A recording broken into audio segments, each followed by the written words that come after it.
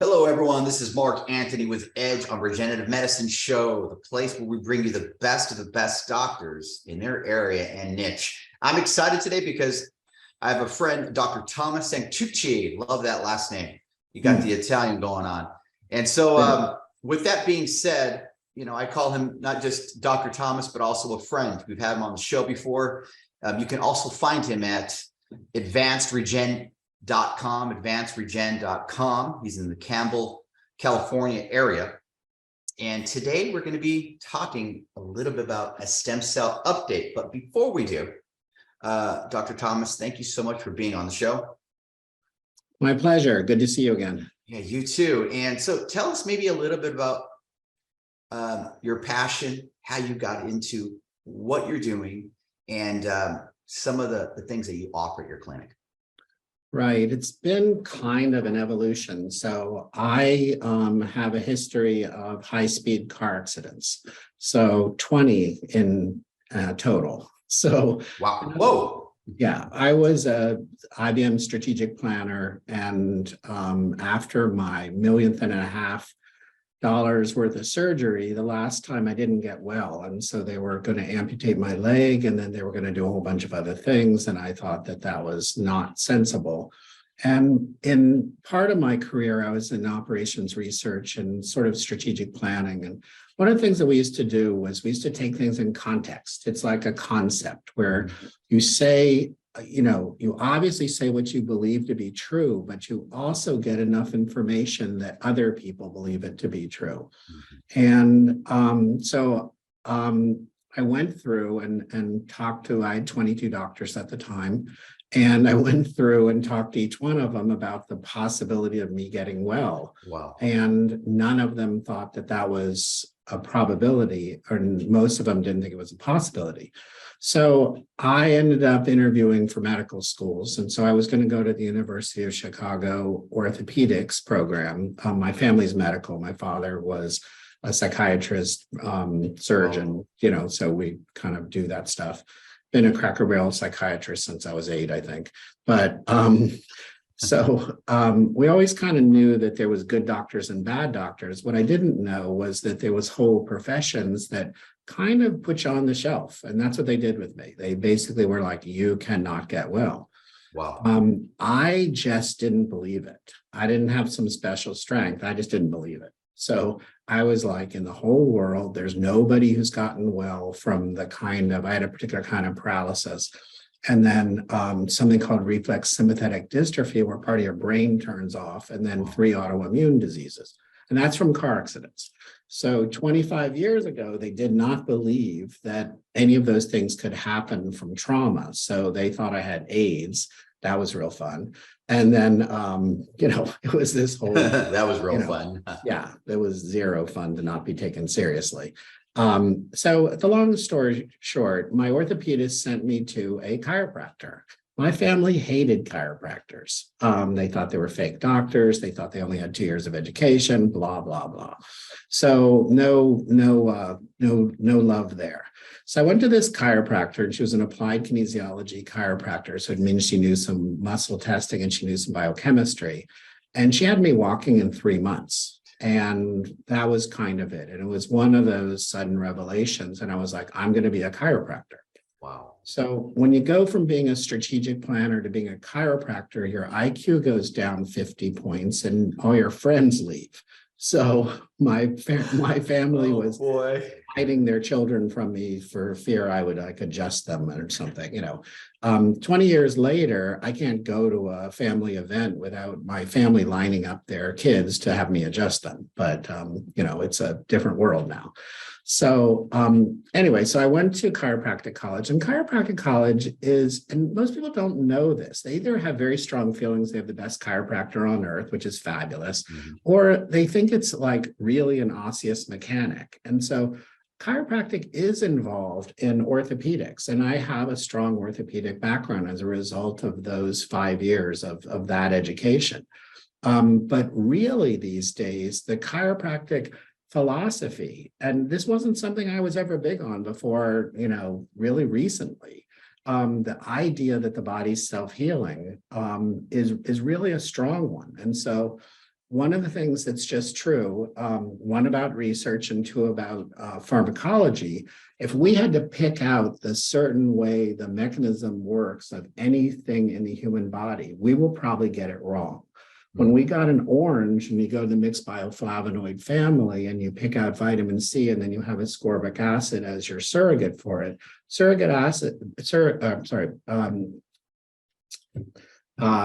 the vitamin C surrogate does not do what an orange does.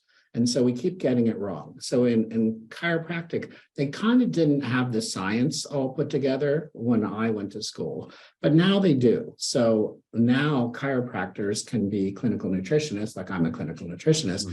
They can be functional neurologists, like our clinic does a lot of that kind of stuff. And then they can also be quote unquote holistic or preventative doctors. And that turns out to be a not nonsensical thing. That's the better bet. One, you don't have extra body parts. You don't have an extra you. This is your obligation to take care of this body, soul, spirit, mind, everything. And I really think chiropractors are ahead. Now, having said that, real world, because like half of what I own a medical clinic, and so I have an MD, an osteopath, 2 nurse practitioners, and 2 medical assistants. So we're up to our ears in medicine in our clinic. I design everything. It's my concepts, but I'm not allowed to stick a needle in a person as an example. But a 16-year-old girl with a phlebotomy course can, so it just, there's really contention here, and we don't want to bother people with all this, except that it's going to affect their life. And what's happened really on the medical side is that we've got institutions that are supposed to be innovating, protecting us, ushering in the new technologies. They're really failing. And that's sad to me. I didn't want that fight.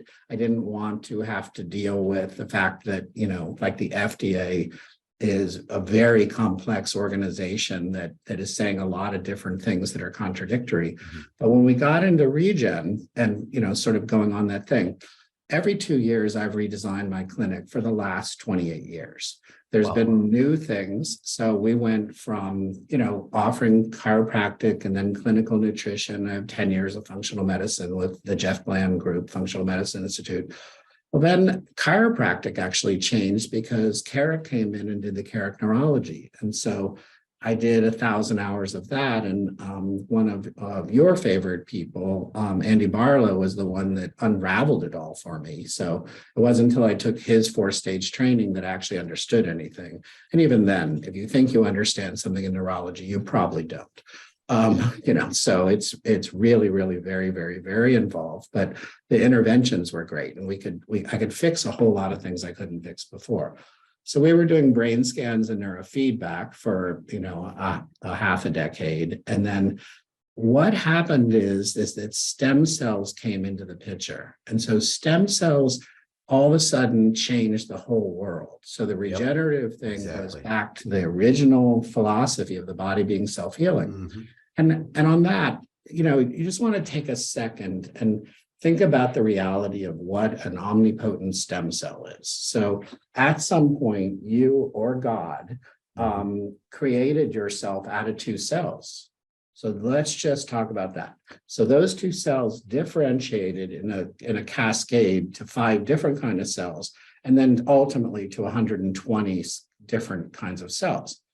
Also, think of the healing condition inside the womb. So the baby's floating in amniotic fluid. And so amniotic fluid is one of the fluids that people can extract without hurting anybody. And really, it's medical waste. So, it's a good use of recycling. Exactly. And that will help the healing process, but at a very basic level. So amniotic fluid is basic, and it's not bad. Medicare and a couple of groups came in and basically vilified amniotic fluid products. Every time something turns into a product or has a billing code, the pushback has been unbelievably negative. Like the people that are doing it are criminal. So, and I'll get into a hierarchy, but, doctors have been injecting everything from salt water to steroids in joints, for the last 50 years and acting like that's good medicine. Amniotic fluid is better than those things. It's on par with PRP or your own blood being spun down, but definitely steroids are the worst thing. Salt water is probably a little better than that, but it's still not good. And then amniotic fluid is that first level. So long story. When we went to investigate what to use for regenerative medicine, it was so polarized, it's not funny. And that is, it was done by medical groups. And remember, that's the way regular medicine is set up. They've got really good boundaries. The podiatrist doesn't do anything past your ankle. Like they got it all sussed out.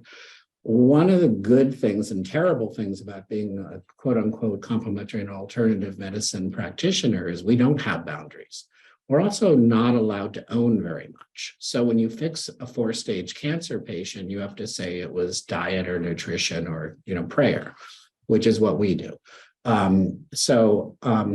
Going back to this hierarchy, so we've got amniotic fluid there, and there's a lot of amniotic fluid. It's an inexpensive thing to do. They have to clean up the debris, but frankly, the labs are good at that.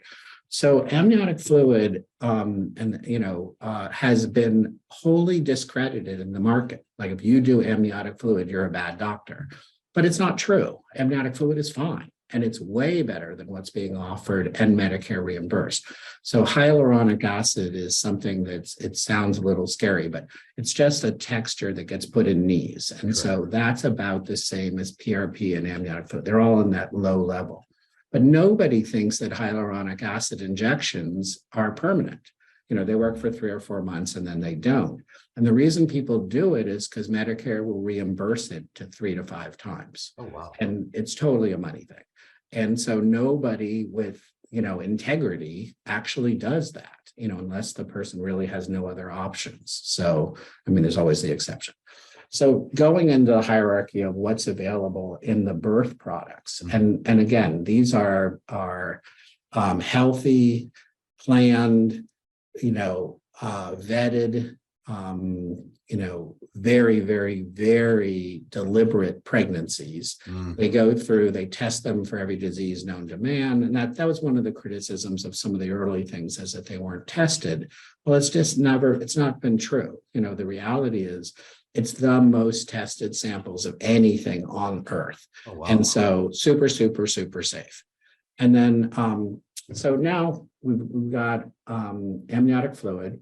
Then within that whole sac where the umbilical cord is, there's something called Wharton's jelly. Wharton's jelly is kind of the star these days. Wharton's jelly is a thicker, more viscous, but has mesenchymal stem cells in it and peptides and things that act a little bit like stem cells, not as powerful.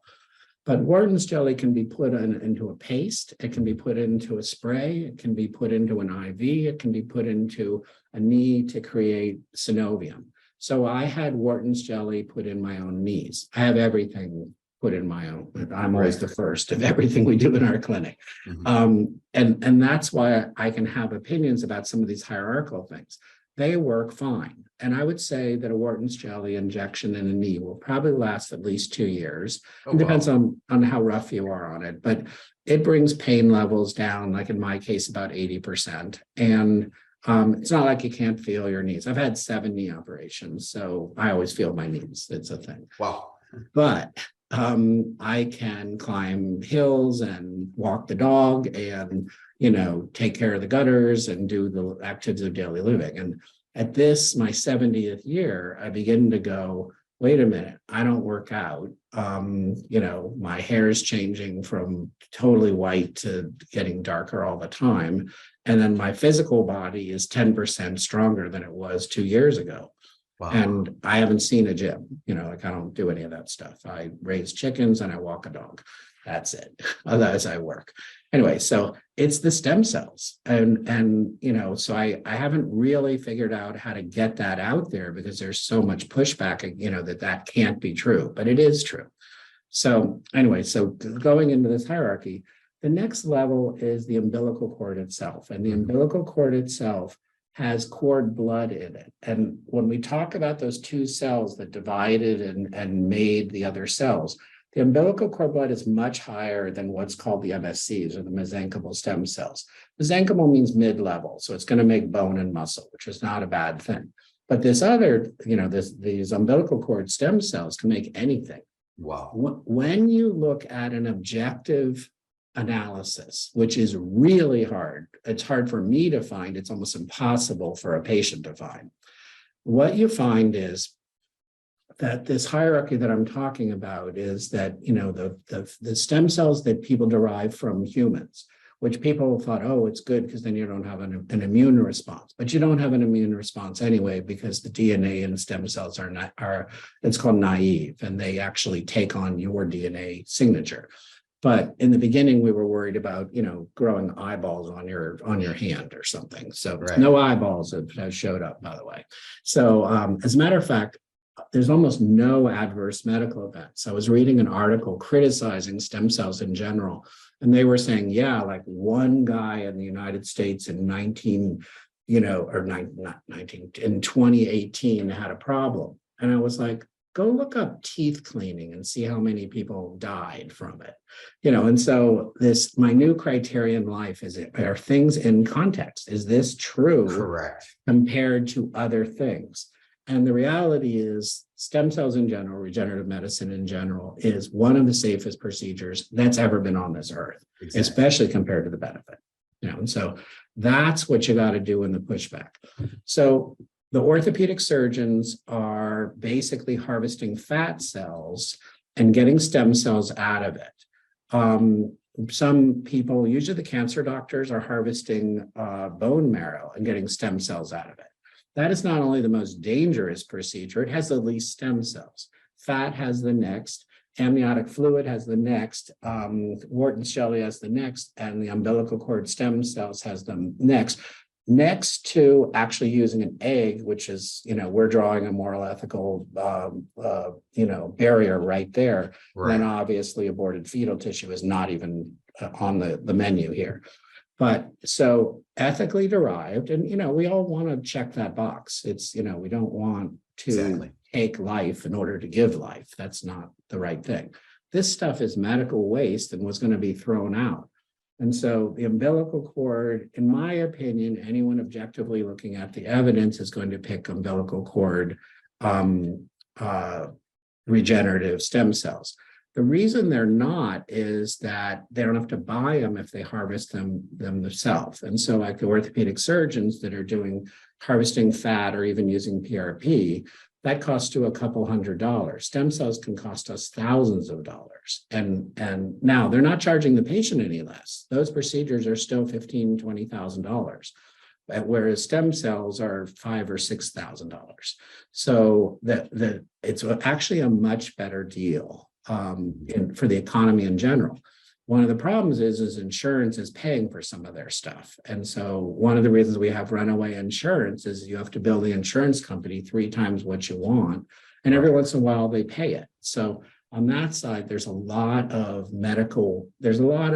economic waste, let's put it that way. So now we've got these umbilical cord stem cells, and just going back to primary creation, these umbilical cord stem cells have 4 properties that are just amazing.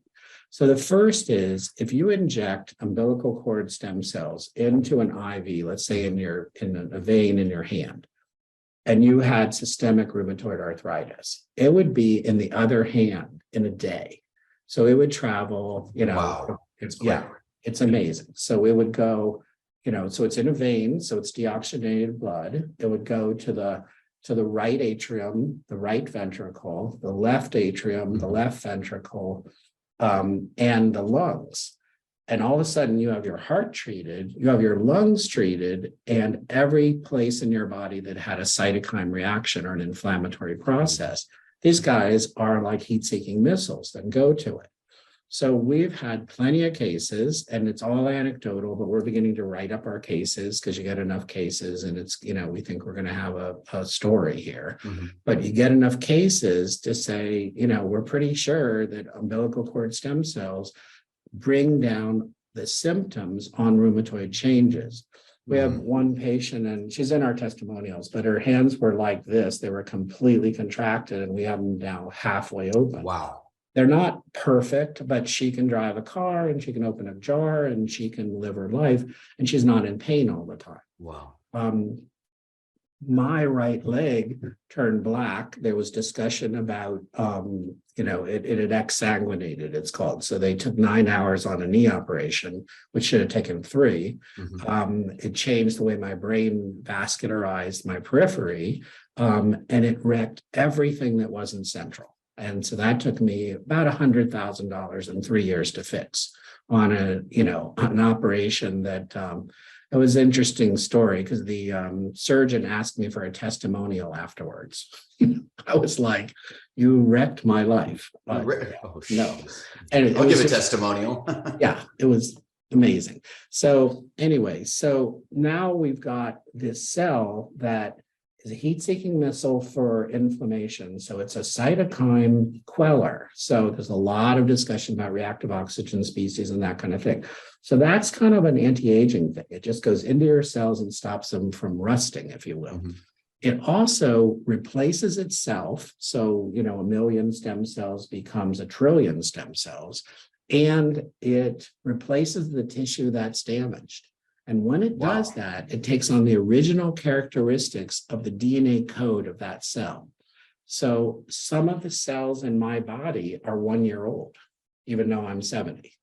And that's— Which work better. Yeah, they work way better. I think a lot of us have done a good job of like aging well, but if you just take cosmic rays and the assaults of everyday life, biphosphate, EMF, gluten, dairy, you name it, what have our cells been putting up with? The same thing the earth has been putting up with, and we wrecked that in half of a century. So, it's the same stuff. So day one cells of a bunch of people that hike in the mountains are better than Dr. Santucci's own cells spun down. I don't want my own cells, and you don't want yours either. So now there's a whole big pushback on this because now people are saying, oh, if you do your own, it's safer. Well, there's no evidence of that at all. It's not safer. It's not less expensive, and it's not better. And it's a relatively low level intervention compared to Wharton's jelly. PRP is, not effective. So the last thing that stem cells do is they actually, the wording is they're anti-apoptotic. So they kill cancer cells. So while the oncologists were coming in with early scares of saying, oh, they cause cancer, they were, in fact, don't cause cancer, and there's not been a incident reported. No, and these things are all recorded, right? The adverse medical events of the FDA, there's not one. So, but they still scared everybody about that, and it's like, so they kill cancer. So parenthetically or anecdotally, we have had 4-stage cancer patients that, we're treating with an oncologist, and we were using stem cells as support therapy. You can't say you're working on cancer in the United States unless you're an oncologist, but you can, as a primary care physician, support them. And so that was our role. But the reality is people came back. We had a patient with a 4th stage cancer. She had a crust over her whole chest. So it was like a turtle shell. Wow. And 2 years, it had not resolved, like open wound, terrible. And she was suicidal. And in about 6 months, it was completely cleared up after, a whole lot of things that we did. But again, in a case like that, we wouldn't just use stem cells. We would come in and say, is there antibody reactions here? What's the autoimmune system doing? What are we doing to make the person stronger? I love technology. So I like regen stuff. I like God's creation of biology. I think it's awe-inspiring. But I also like giant PMF generators. That can go Those are in, cool. yeah, every single cell in your body and recharge it. They make the stem cells work better too. Yes. So we do both of those things. I love the new regen technology that actually fixes the inside of nerves. So sometimes we have to do that. And then in general, especially being a functional neurologist, what we really believe is that stimulation into the brain changes the myelination of the pathways. So, I think that there's that active part that I think everyone has to exercise.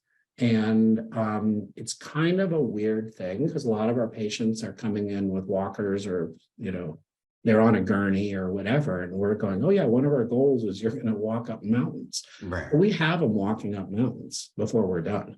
And so I think two things as a national kind of rehab bar, we've just set the bar so low on people my age. We're not expecting them to exert themselves. We don't give them the benefit of their contribution to their own health. Regen is one of the reasons that we're able to do that. So you give someone a 2 cc IV, and we can use the products that we have now. So I guess I should talk about that a little bit. So last July or June 1st, the FDA enacted tighter controls on the monitoring of stem cells. And they basically said that they're a drug and you needed a drug trial to use stem cells. Otherwise, you were unscientific. So does that mean we can't use it anymore, period? Right now. We had done 110,000 successful transplants, they're called, with amazing results, really good results, and minimal adverse medical events. And let's just be clear on that. Let me be in context for a minute. So the clarity on that is that anytime you stick a needle in somebody, 1 in 10,000 people is going to have a problem with it. I don't care what. That's normal. Yeah, it is normal. So what they did is they took those 1 in 10,000 and said that the whole industry was bad. And I was like, in that case, you're going to have to throw out immunizations, dental care, and anything else. What about prescription pills that kills 50 million people a year? There's no context. If we could somehow do a substitution analysis of this for orthopedic surgery and the prescription pills, this would win like 100 times over. Yes, it would. But the problem is these are embedded groups. And I mean, even just think, even a small clinic like mine, we probably stopped 30 knee replacements last year. Wow. Because they didn't. That's amazing. Right. I've had 7 knee operations. I'll never get another one. I don't need it. I'm fine. So let's talk another level. So we can't get the good stem cells, right? So there's something very, very close. And in that same umbilical cord that is they're chemical vacuoles that have peptides and other microchemicals. And so they're called exosomes. And the jargon form is nanoparticles. It's simply amazing what you can do when you just change a word. So you can't get stem cells, right? But you can get Wharton's jelly that has MSCs in it. MSCs means mesenchymal stem cell. Yep. So apparently the government can't do contractions. It's initials for a thing, and all of a sudden it's okay. So at the same time, you don't really talk exosomes, you talk nanoparticles. So you need a today's vocabulary translation to do all this. There are people that like exosomes as much as stem cells. I'm not one of them because I've done them. And so stem cells, about 2 days after you do them, and we're talking about getting people to exercise, you feel vibrant. It is a, palpable, discernible thing. The patients that we have supported that had Lyme disease are golfing in 3 months. We've made these huge changes with it. Now, We've been forced to use exosomes in support of the patients that have serious conditions or, that we really want an intervention. Post-COVID, we were using exosomes to support the pleural regeneration. And it wasn't terrible, but it's not as good as stem cells. I had pneumonia a few years in a row after one of my car accidents crushed my chest. And so my respiratory excursion was always about 60 to 80% of normal. Well, after I did these therapies, it's 100% of normal. Wow. There's no evidence of crackles or rales or wetness in my lungs or anything like that.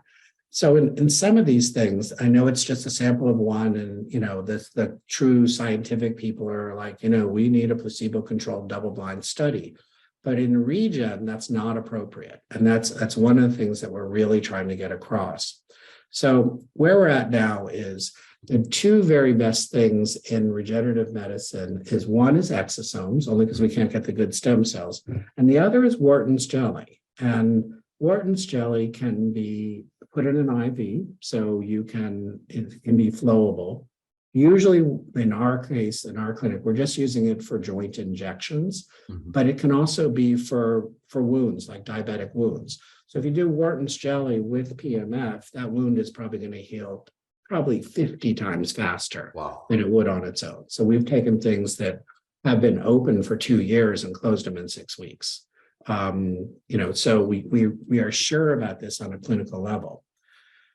So where it all goes and what's happening now is we kind of have been very, very frustrated by not being able to do what we could do, a year and a half ago, and kind of knowing it's a better answer. So there's definitely good players and bad players in this. Some of the people doing the stem cells in Mexico, where they're cloning cells and they're actually doing, cell cloning, Right. The labs in the United States are like $25 million labs. This is like a building that somebody rented. Yeah, so it's so sketchy, it's not funny. So and they're less expensive, and they're saying all this incredible stuff like they're fresher or something. No, it's kind of if you start barking like a dog, you might have gotten your cells from there. Right. It was scary, what was being said. And I would just, they were like, do you want to send your patients to Mexico? And I was like, no, I would rather set up a good clinic in St. Thomas or something like that, which we got invited to do. And we're considering, because, other countries are much, much more open to this. And so what's happening now is, without talking too much about stuff that's in development, we're looking at an IRB, so a research bureau grant that basically allows us to do stem cells for inflammation as research. And then we're going to extend it to neurocognitive areas. One of the things about stem cells, so, a big part of being a practitioner with regenerative medicine is what's the delivery mechanism? Are you going directed to a joint? Are you going to do an IV? Right. Are you going to pepper the muscles? What are you going to do? Well, there's a procedure, which I thought was a little strange when I first learned it, called intranasal stem cells. So you can put stem cells up the nasal cavity and go up to a plate called the cribriform plate that actually puts them into the brain. And so if you talk about a neocognitive condition, one of the big things we're trying to do is decrease inflammation in the brain. So you can only eat so much curcumin, your turmeric allowance is stopping you. So this doesn't have those limitations. So long story short, we can stop inflammation in the brain. If you then did, let's say, a brain scan, neurofeedback, got the delta, theta, beta, alpha waves under control, fix the autoimmune concomitant with, first of all, obviously deal with metals. It just kills me. People are missing the obvious things. So the guy has Alzheimer's, you don't think there's aluminum toxicity maybe, or lead or arsenic or whatever it is. So just get rid of that stuff. And then we did an interesting test with 500 patients where we did a $400 DNA test on 500 people. Oh, wow. 498 of them came back positive. So the food antigens, it's obviously something environmental. We changed a whole generation of people. Like our children are not as healthy, not as strong, and ultimately aren't going to be as proficient human beings as we are. I mean, I love my kids, but there's no way that their DNA is stacking up to mine or to my father's, and it's not a cultural thing. It's a DNA thing. So there's a lot of, we never leave autoimmunity out. Let's just put it that way. Exactly. So you're now trying to fix a neurodegenerative disease. You've changed the brain inflammatory cascades. You've stopped the autoimmune. You've gotten rid of the triggers, the metals and the foods, and then you've provided some kind of neocognitive upregulation, either with exercise or neurofeedback. I think we're going to be able to do a very, very substantial pushback on Alzheimer's. And as you know, in the day, you had to worry about heart disease and cancer. They're the big things that kill you. Well, there's going to be, I forget what the number is, but a 5 times, maybe 6 times increase in the incidence of Alzheimer's, mostly in females. And, they're saying it's idiopathic, which means we don't know why, but, these environmental reasons I think are why. And then the complexities of balancing female hormones in the environment that has all these neurotoxins, Right, the pesticides and that kind of thing. And we've individually looked at all those things, but it's surprising when we go from kind of seminar to workshop to conference, how little people are actually putting into the conclusion barrel. They're going, yeah, we suspect this. And I go, why aren't you putting out a thing that says, pregnant women can't have pesticides near them? Or like, why aren't you putting out a thing that says people who are undergoing menopause need to have bioidentical hormones? Why aren't you putting out a thing that says men are losing testosterone at age 20? exactly. So when we look at premature aging, and again, I'm a person that has broken most systems in my body. I've had enough trauma, I've had enough surgeries, I've had enough car accidents that I've hurt everything. And then when I went to fix it, I fixed the physical part, I fixed the biochemistry, and I fixed the neurology, because that was sort of made sense to me as a non-doctor, as a common sense kind of person. If you say that as a doctor, that's your protocol, you'll lose your license. Yeah. Wow. And, you just sit there and go, it's time for us to rethink, one, the scope of practice, like what are we saying everybody's allowed to do? And then 2, our medical protocols. Leaving neurology out, Andy must be turning over in his grave every day with as smart as he is and the stuff he can fix. And, you can't even say it. And it's just, it's amazing. It's ridiculous. And what I love about not being a doctor is I can say, I can call it bull crap. It's wrong. It's wrong with what's going on in the medical system. And I hate to say it, but it almost feels like Star Wars. It literally does, like the Republican, it's what's good is evil and what's evil is good. And exactly. It's not right. We've got 50 million people that die every year because of prescription drugs. Right. And then 1 person out of 10,000, we're going to say, oh, no, that's not working. What's sad is that stem cells work. I have friends and family that are so blessed by it. And what now we're like, it works. We can't do it. Now they got to go to different countries just to go get it done. Right. We're substituting exosomes for now, but I hope that this research IRB that we're putting together will allow us to at least say we're doing investigatory work. I really want to do the Alzheimer's thing. I just think it's great. I think our protocol is really good. There's been some fantastic research on it, but and let me just say it that I admire these people that are putting together, we're going to alter the stem cell so it fixes the left aortic valve. A special good place in heaven for those people. But that's 10 years from now. And we're talking about stuff you can do yesterday. And then with minimal side effects, minimal anything. And, when you look at the FDA, I always try to put myself in the other person's position. Like, I would not want the job of COVID management in the United States. I think it was a very brave and also inaccurate decision to do the specific way we had today I'm going to knock out this virus, model, if you will, knowing in 3 weeks it's going to morph and get another virus model. I don't know what I would have done, and I wouldn't want that job, and I'm not going to second guess that. So when they ask us to not have opinions about COVID, that's easy to do because it's a hard thing. And I think it may be that you couldn't win that one. But at the same time, I look at that and I say, that was a decision the person made. So now you're the FDA and you want to be a good guy, an honorable person, and an effective person.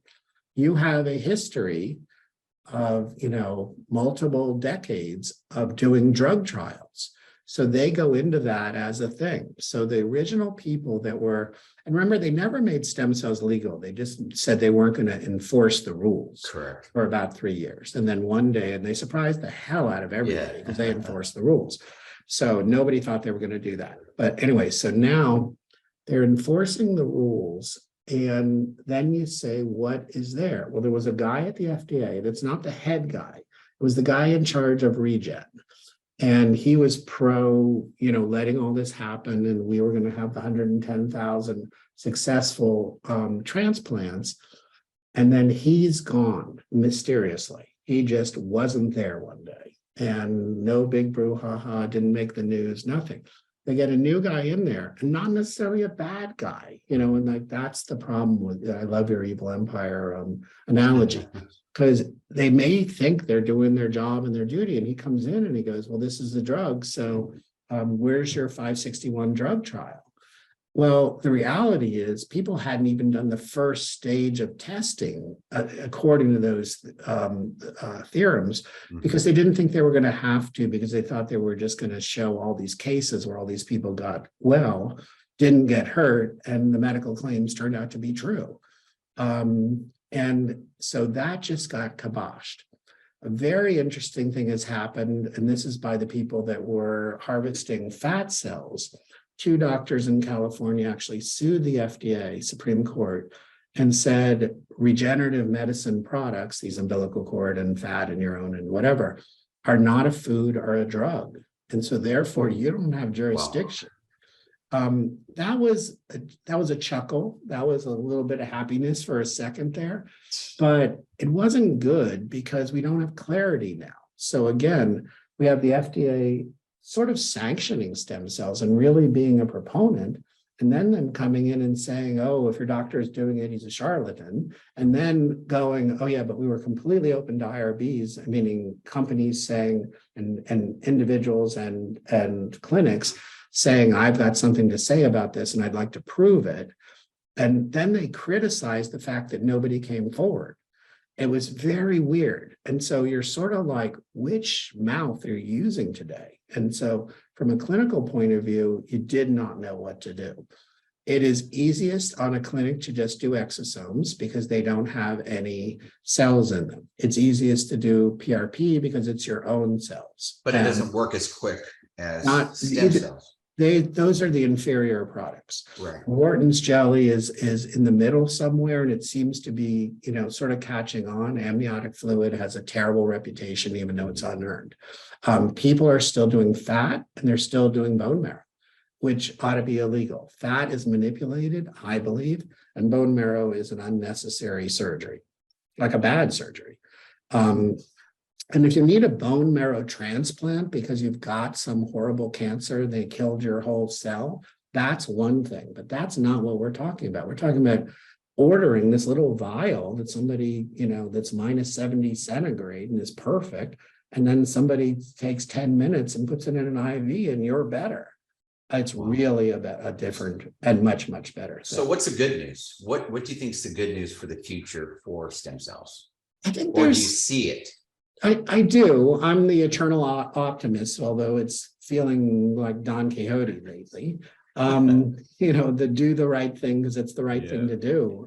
You get killed for doing that. I mean, our practice lost $1 million that day. And then lately, Medicare just came in and said that they weren't going to pay for the thing that fixes the inside of nerves because people overbilled it. And so we keep getting thrashed for, in my opinion, doing good medicine. But I think that I think eventually stem cells have to come through. I know personally 3 or 4 people that are doing really good work that are ready to do the independent research board Right. with IRB things. There's a pretty significant pushback though. Like I just didn't think orthopedic surgery was going to continue the way it was. It certainly looked like we had derailed it. And that it just wasn't necessary to go in and do these invasive surgeries when the body could heal itself with the help of stem cells. Mm-hmm. Well, orthopedic surgeries are way back up now. So, there's nothing that kind of like succeeds like success. So they're right. So I think for a regular person, you can still do injections. Wharton's jelly injections are good. They've got the ability to regenerate. They have matrix, so sort of some things that allow the synovium, especially in a knee or a hip, to get that padding right away. I'd say that in general, there's a move toward people realizing that this is the move of the future. What you hope is that we can move what's available today into clinical protocols that people are allowed to access. One of the problems is a lot of the people that are doing this kind of work, like you're setting up a clinic. We've got an 8,000 square foot clinic here in Campbell. Well, and the website is advancedregenmed.com, I think. I think it's got med in it, but I'll have to check it. But anyway, so when we're looking at a clinic like that, if you stop doing something that's that big and you retool, you may never go back to it. Exactly. So I have friends that are just like, yep, we did that and we're done with it. It's a shame because they shouldn't be doing the substitute thing. They should be doing this. I'd say another thing that's positive is there's enough people who, there's a second stage trial for COVID. One of the things that we've had a really good experience with is the pulmonary work with this. Mm-hmm. The COPD is showing incredibly good results. And so the damage that COVID might do and long COVID might do, there's probably nothing as good as a mesenchymal stem cell to fix that because they have to go to your lungs. It's going to go right to that tissue. So it localizes. Exactly. And then it likes to go to inflammatory cascades. So I'd say COVID may be an opportunity here, and we're all looking for something. I think you just have to be really careful how you position that. We've stayed out of the politics of all that just because we haven't seen very much rationality anywhere in any of that. But now it's kind of like long COVID will be a thing, looking at spike protein damage, looking at, respiratory excursion. There's some objective things you can measure and the person can tell if they can breathe better. So I personally think that there's going to be little ebbs and flows. Again, the 3 IRBs that I'm interested in putting together is, one for basic inflammation, because it's the condition that really starts all the things that can kill you. So cancer, heart disease, diabetes. There's evidence that this can be useful in diabetic research. And then for sure, the neurodegenerative stuff. So I like intranasal stem cells. I had pretty severe post-concussion syndrome after one of my car accidents, and I did intranasal stem cells, and it was vocabulary returned in like 2 days. I mean, it was much, much better, and you can feel it. So the reality is if people were open to it, we could get, through. The concern now is there's so much protection, like people are analyzing things to the point where, they have an apple, they've analyzed it to death and now it's applesauce. Got it. And, it's not valid. And so, kind of trying to look at things in context is still the best way to do it. The functional medicine side has the tools to do this. But so far, like the Functional Medicine Institute and groups like that have been almost apolitical. They have not, come in and say, oh, by the way, not only do I have a better way, your way is no good. So they are also surviving better than everybody else. So maybe that is the better tactic. But I think that, we're at a point where we need some bravery in medicine. We need some doctors to step forward. We need some legislators to actually understand the details. We need and I'm not against drugs or surgery. They're tools. Exactly. But the fact that we do 6 to 8 times more surgeries than Germany, and Germany has good doctors, they have money, they have, intelligence. Why are we doing so many more surgeries than everyone else? And our outcomes are worse than everyone else's, and you just got to look at it and from just a budget point of view and go, why are we spending money on that when we could spend money on this? And for the first time in my life, I'm beginning to think politics is actually the answer. It is. It isn't just what you said, where you can be a good doctor, but if nobody knows about it or it's not accepted, it won't matter. And, we fight this every single day. So half of our consult is here's the diagnosis, longitudinal level of the lesion, all that. Here's what the treatment plan is, and here's why it isn't crazy. So we have to re-educate people as to a common sense, answer. You got to speak to them like a 3-year-old. And that's fine. I think 3-year-old stuff's good. Keep it simple. This works. Let me show you why. I mean, that's what people really want. But then you also have your methodical type of people. You've got 4 types of people in this world. When I first went to when I had a slit disc, I went to the doctor and I was out of work for a year. Whoa. And I was getting worse and worse. They were giving me pills, wasn't working. I was getting all these side effects. And they were like, yeah, you might just have this pain for the rest of your life. Long story short, I went to a chiropractor who did regenerative medicine. Right. Within 30 days, I had no more pain. I was no longer sleeping on the ground. So that stuff's not being talked about. It's like there's more good than ways the bad. You're always going to have 100 doctors. You're going to have one bad apple. Right. It's just in anything. The numbers don't lie, and it's sad. And we need to get back to the person, the people. The sad part is we got the big box hospitals, just say the big box, and they're popping these pills like they're candy, and people aren't getting better. I hate to say it. Maybe some might, but if you weigh it, the bad's weighing out the good. Right. And I think that there needs to be someone that has a dominance in that area to say no more. We need to start focusing on the person, because now you go and I'm paying $1,300 a month for insurance. Whoa. Okay. Yeah.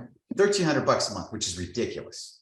Right. And I go to the doctor and he wants to give me a pill. I'm like, I'm good. What's the side effect? And he sounds like the commercial. The side effects: you loss of hearing, may not be able to have an erection, no sleep for 2 hours a day. Like, what the heck? Right. So I don't understand what's going on. Something's not right. I don't know. I'm lost of words because no one is standing up. And if you stand up, this is the sad part. You could stand up and say something, and you have to watch what you say. Sure. Because if you say something wrong, we're going to cancel you. Right. We're going to take your degree away, because that's no freedom of speech. It's just ridiculous. Right. The nice part that the 2 doctors did, they basically pushed back on Newsom when he basically said he was going to fund the anti-truth thing in medicine. And they're like, there's no such thing. This is a moving target. We're scientists. As the world changes, we change. And, one of the things that people aren't doing the loop back on is that, you get the Harvard or the Princeton or the Georgetown or the Johns Hopkins Medical School, 20th year reunion, and there's a speaker there, and he goes, 9/10 of what you learned in medical school is no longer true. And, that's probably great, but nobody said, oh, by the way, you did the wrong thing for the last 20 years, which is also true. Now, it might be the best we know, but there isn't a level of braveness and humility at the same time. Anyone who thinks they have it nailed in differential diagnosis, I promise you they're missing things. Anyone who thinks that they've got the end all be all in medicine is an idiot. This is a moving target. The reason we redid our clinic every 2 years is because we learn new things. Exactly. We're upgrade. Time to do it. So what I think is good is and where I think the potential is. And I think the potential is with the people. I think the potential is not through the organizations, but to fix enough people that they go, I just want this for my relatives.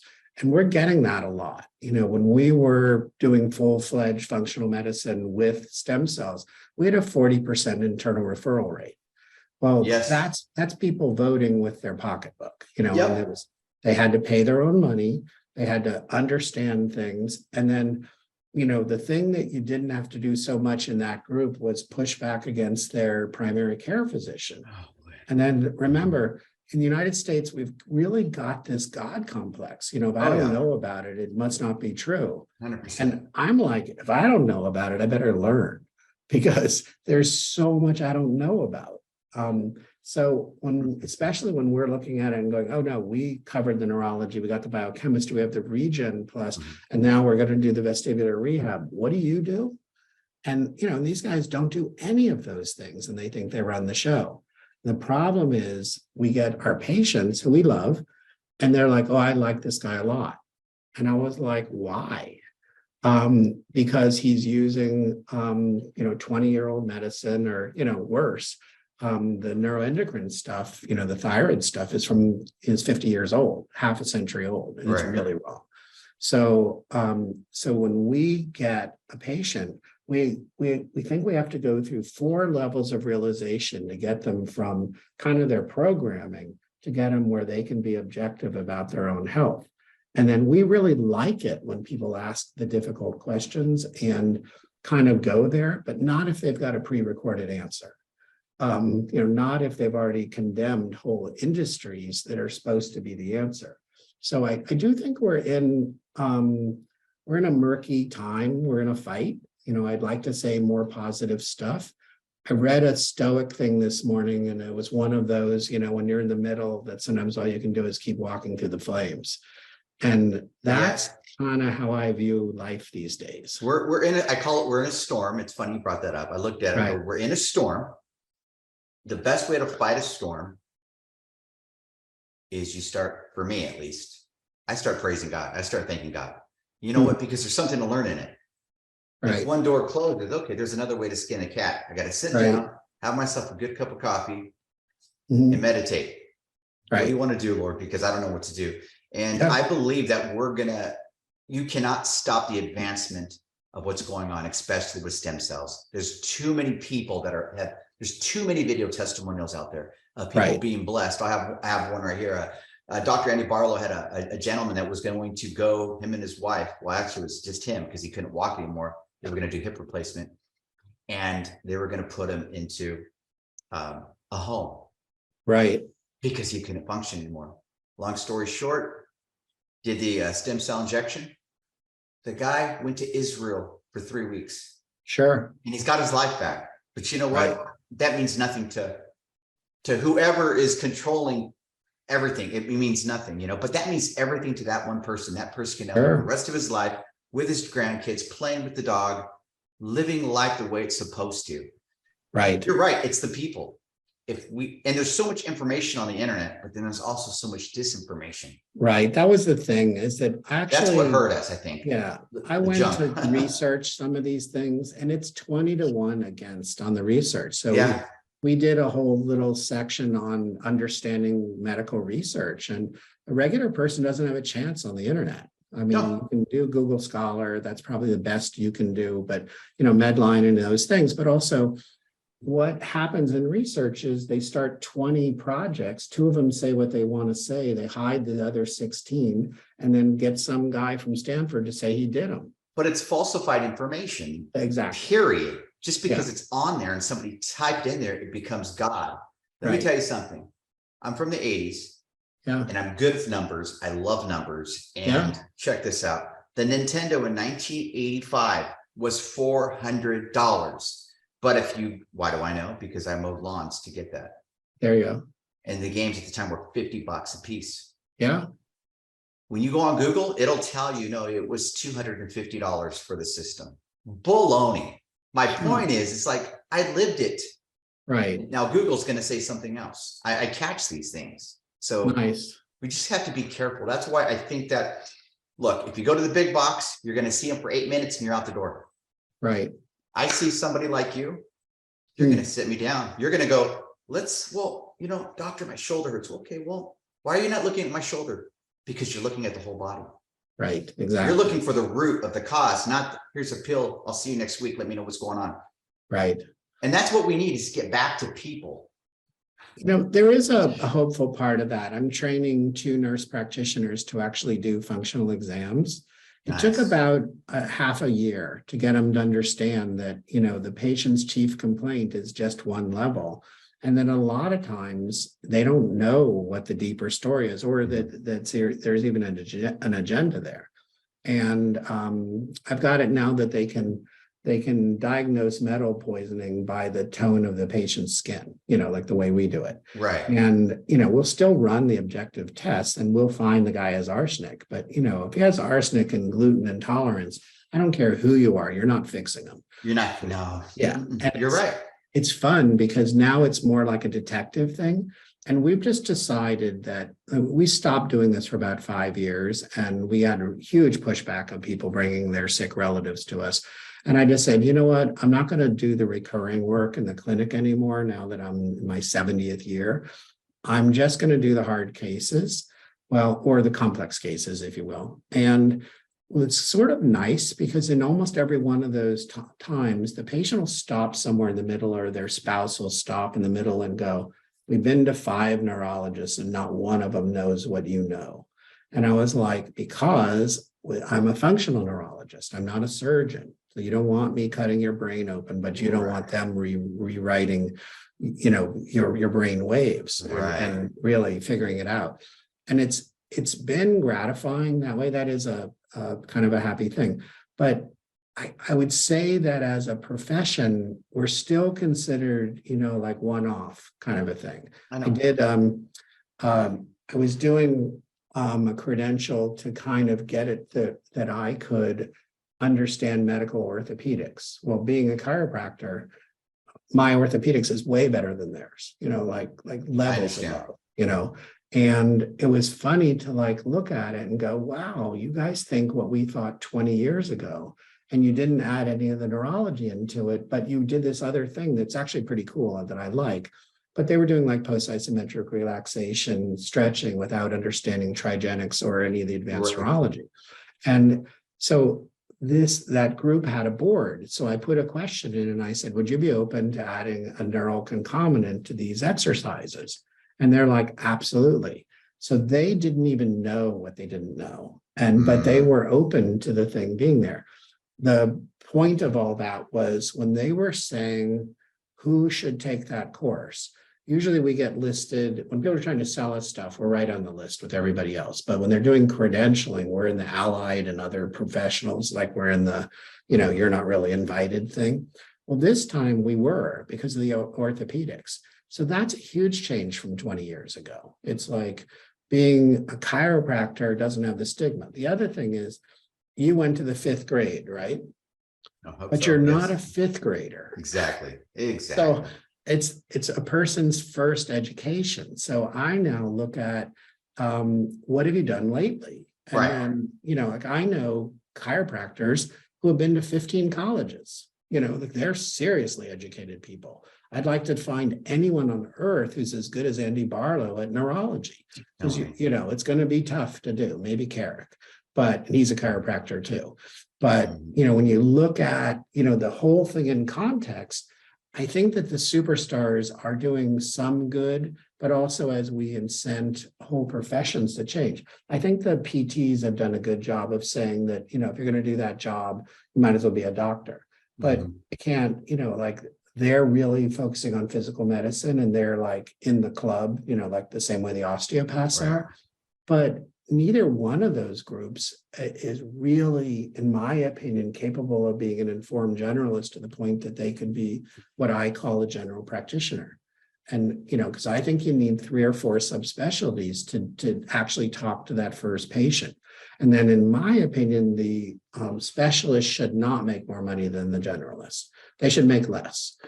because they just do one thing. I got it. And usually they're doing whatever's on their shingle. You know, it's Mhm. like they're doing knee operations or nose jobs or whatever it is that they Right. do.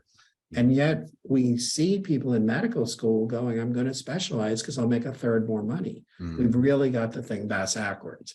So I think that there's enough pushback from regular people, although not enough, you know, but there's enough to begin this conversation. And then I notice if I'm in an advanced diagnostic group or we're in a group that has multiple people, you know, areas of medicine represented, I can hold my own. I'm invited. Right. They listen to what I say. Some of it's being ancient and having white hair and being Italian. It's all in there.